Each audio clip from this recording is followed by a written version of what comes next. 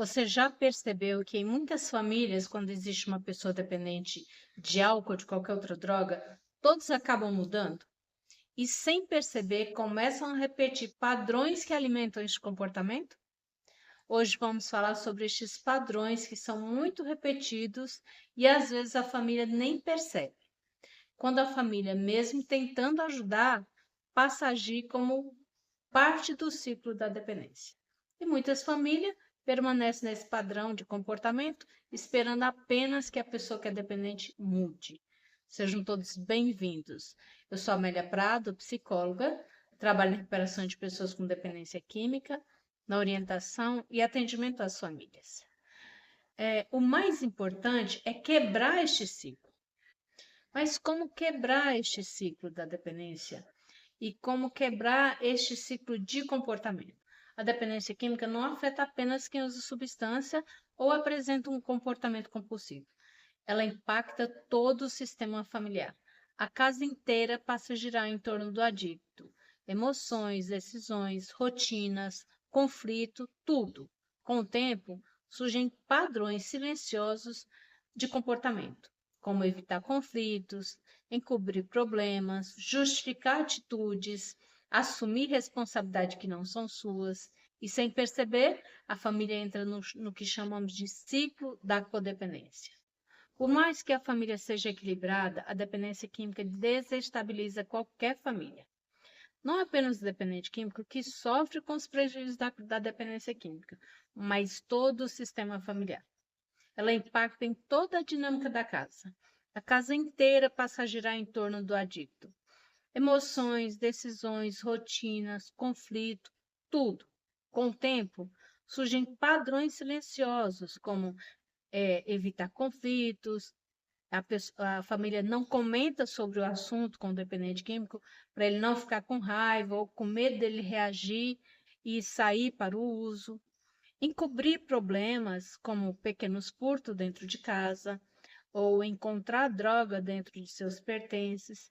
Começa também a justificar atitudes, como, por exemplo, é porque ele separou da esposa, porque ele perdeu o emprego, ou assumir a responsabilidade que não são suas, como limpar toda a sujeira que ele deixa no quarto, assumir dívidas, ou então passam a ignorar, se afastam do dependente.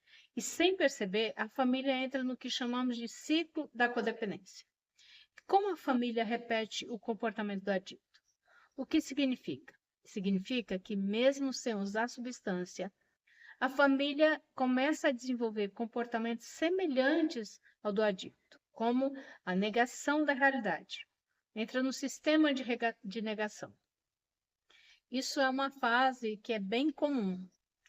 Começa a dizer, são as más companhias, ou se encontra droga, diz que deve ser do amigo do filho. Então, começa com justificativas constantes.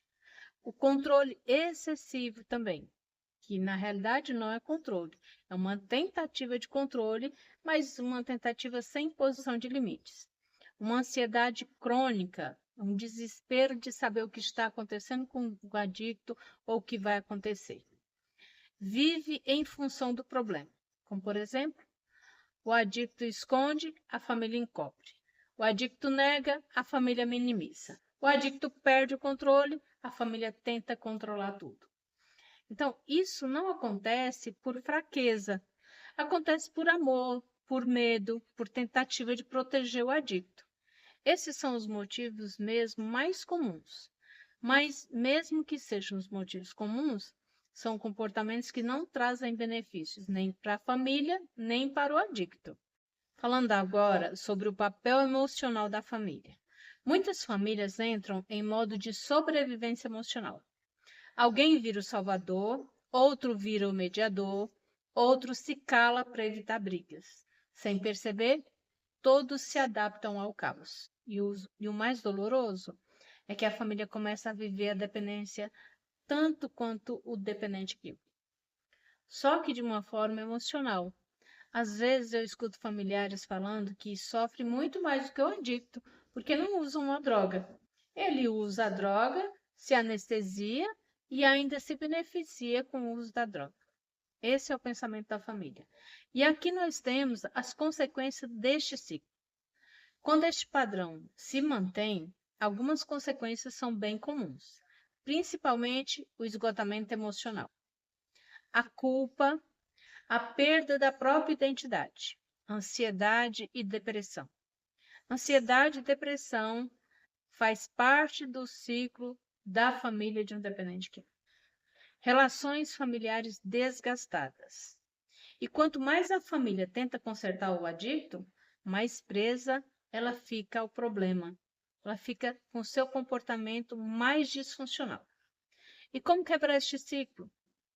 Quebrar este ciclo não significa abandonar o adicto. Significa aprender a ajudar de forma saudável. E alguns passos são muito importantes, como reconhecer que a família também precisa de apoio, também precisa de cuidado. Estabelecer limites claros para a própria família. Parar de assumir responsabilidades que são do adicto. Buscar terapia ou grupos de apoio, ou os dois, o que é melhor. Cuidar da própria saúde emocional. Eu sei que tem bastante família que já sabe de tudo isso, mesmo porque não é a primeira vez que eu falo isso. Mas quantas pessoas fazem estes passos? Deixa aqui nos comentários quais destes passos você já fez ou você faz. Amor sem limite vira sofrimento. Amor com consciência vira transformação e mudança na dinâmica familiar. Se você vive em uma família que sofre com a dependência química, saiba de uma coisa: você não é culpado por isso. Mesmo que você seja o dependente, você não é culpado por ter a doença, mas você é responsável por se manter na doença. E pode ser responsável também por mudar a forma como lida com essa realidade. Quando a família se cura, o ambiente muda, porque a família tem cura. A família disfuncional, ela tem cura. Não tem cura dependência química. E quando o ambiente muda, as possibilidades de recuperação também aumentam. O comportamento disfuncional também do dependente químico também tem cura. O que não tem cura, eu volto a falar, é a doença. Mas a mudança de comportamento, ela pode acontecer e é necessário para poder entrar em recuperação. Lembrando que cuidar de si não é egoísmo, é sobrevivência emocional e é cuidar de sua saúde mental. Se esse vídeo fez sentido para você, deixe um comentário dizendo: eu escolho quebrar o ciclo. E curta, compartilhe com alguém que precisa ouvir. E se inscreva no canal se você ainda não foi inscrito para receber mais conteúdo sobre saúde mental, emocional, família e dependência química. Você não está sozinho nessa jornada. Muito obrigada, eu espero você no próximo vídeo. Fique em paz.